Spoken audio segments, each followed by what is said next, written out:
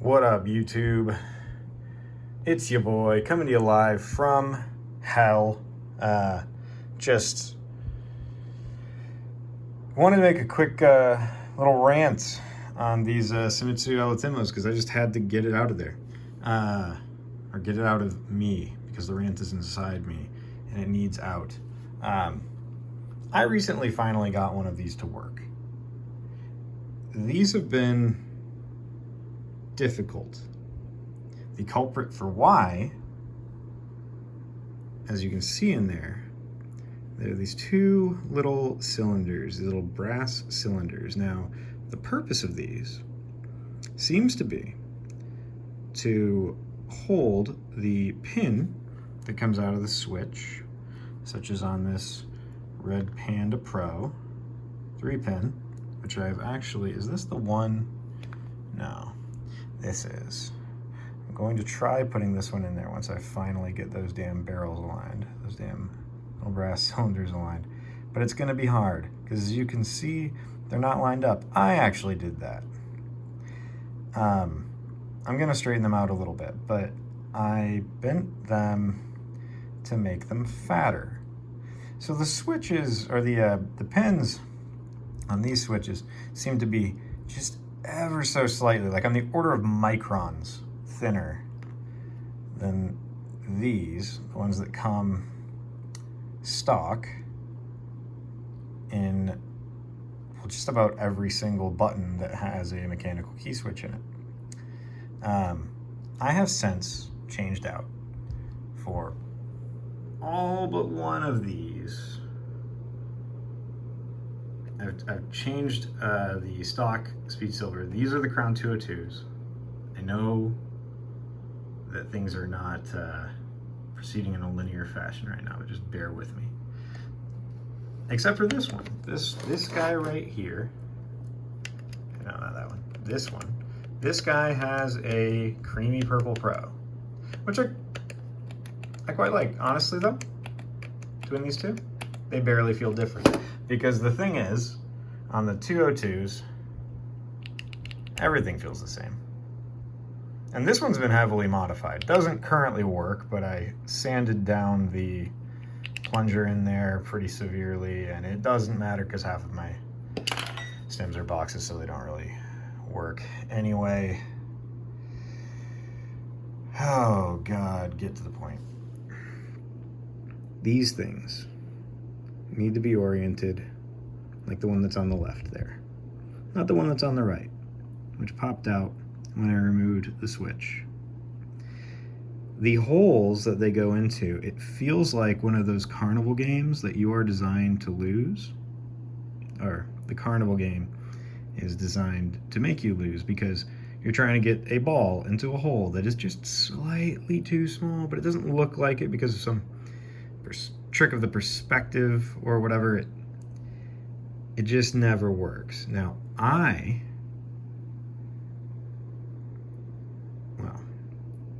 lost my tweezers. I don't know where they went. I think my girlfriend used them to pluck her eyebrows or something.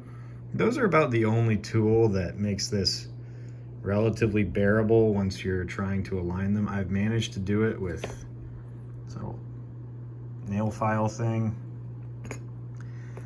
and this very bad, cheap switch puller. I've done it.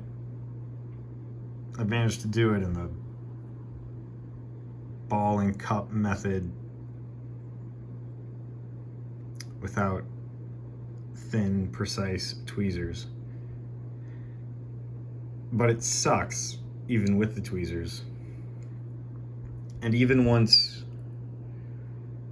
you have those in there properly, and you put the switch in there, and I would like to use these ones. These have been my favorite switches. They have about a 3.2 millimeter travel, pretty short, not the shortest of all the ones that I've done. I think the creamy purple pros actually do have the slowest travel, but I've put all those in this keyboard, which I'll probably replace all the ones in this keyboard actually with the pandas because I just like the pandas. I think these are the ones that have the, no, these don't have the dual spring, but the characteristic of these that I really like is that even though they're relatively light and the bump isn't that crazy, it feels like they come back up into place really quickly, and yet it doesn't feel like there's a lot of effort to hold them down. I don't really think that that is panned out in any of the numbers, but all of these things are somewhat subjective, and I just like the feel of these guys. I have bought so many damn switches, and I don't think any of them have been bad. These Lavender Purple Pros seem like they would be, which are not Creamy Purple Pros, kind of seem bad when you're using them like this, but once you put them in one of these switches, like this one of the very few Alatimos with a switch in it that I've swapped, it's actually worked, is a Lavender Purple Pro. Still needs there to be some small amount of pressure on this, it seems. Kind of pushing the contact into place in order for it to actually fire. It's just ever so slightly less reliable than the Crown 202s, which are impossible to screw up. It's a little bit more effort to get the plunger out. These ones are almost easy, if not for these little metal cylinders not doing their job and also being the biggest pain in the ass on the planet to get back in place. I think I would like these more. I thought I liked the Crown 202s more for a while because the travel was less, but it's almost impossible to feel that tactile bump or hear the clicky switch unless you file down the internal plunger. And the only one of them in which I've actually done that, well, it just no longer works, and I don't know why. I will examine that later. So, yeah, I don't know. There's my meandering rant. This is just a message to Famitsu. I know they'll never see this, but all I want for a Gen 2 of this Switch, I would like the contacts in here, these things. I don't want to demonstrate it because I don't want to deal with putting them back. But see, they pop out. That's annoying. That seems unnecessary. That has never once been a benefit to me when plugging into the little wiring harness in my hitbox. Sorry, leverless arcade stick. I don't want to use the copyrighted name. I don't know what the rationale is for that, and I don't know. I just don't get what they were thinking with this. I mean, it almost works, but look, there's so much space in between those two things. I would love for someone to tell me, I really would, that I'm just doing this wrong, that my understanding of the mechanics of this are fundamentally flawed, and, oh, dude, if you just do it this way, it works every time. Please, if that's the case, let me know.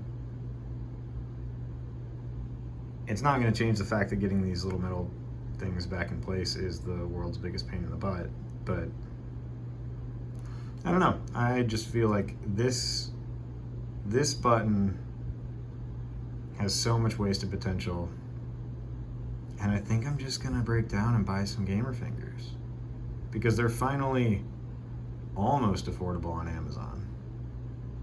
I also used Zen Market to purchase some Flexi Gear Flash Tap, I think is what they're called. I don't know. They're buttons that have mouse switches in them. I don't think they're Omrons. I think they're Kales. I'll definitely upload a video of those. But yeah. Anyway, I don't really have time to deal with this because grad school homework and my 30 minutes of what's supposed to be therapeutic, little like, let's do a fun, satisfying mechanical thing, has turned into me scouring my whole apartment for the tweezers that I have lost that I suppose I need to find anyway.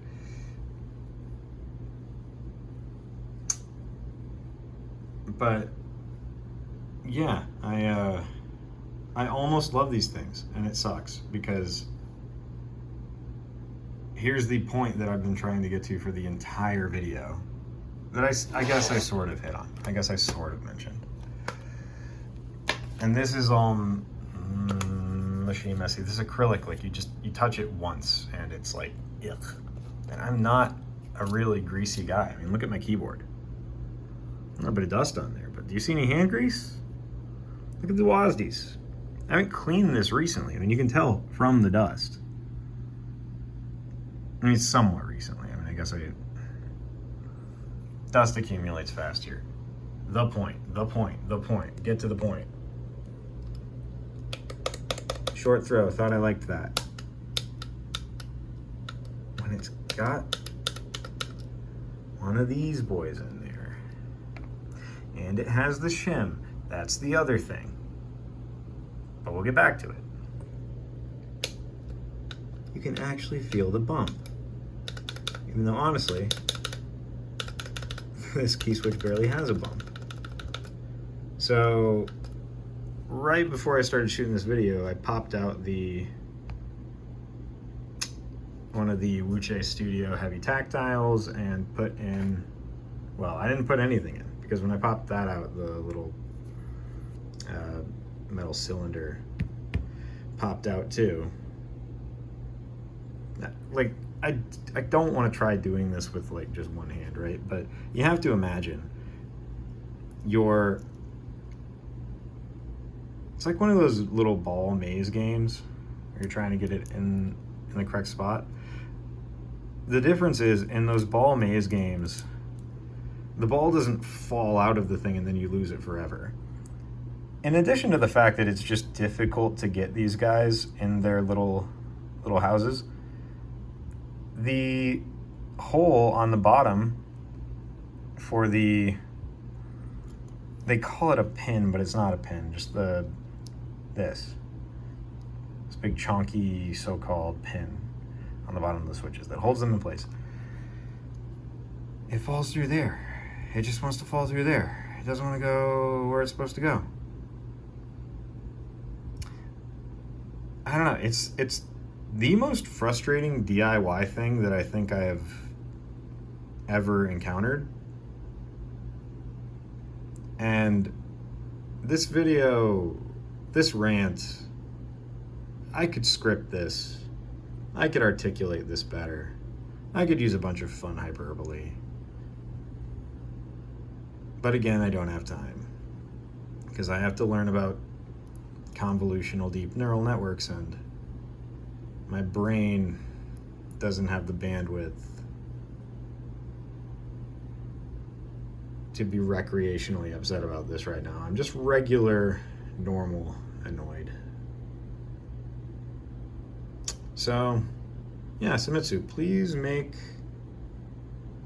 a second version of this switch because there's so much that I like more about this than the Crown 202. And I don't want to pay gamer finger prices. I really feel like these guys should be an awesome compromise.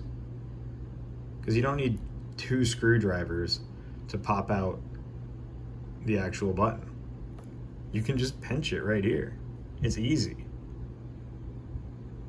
I wish the whole experience was that easy. But it's not.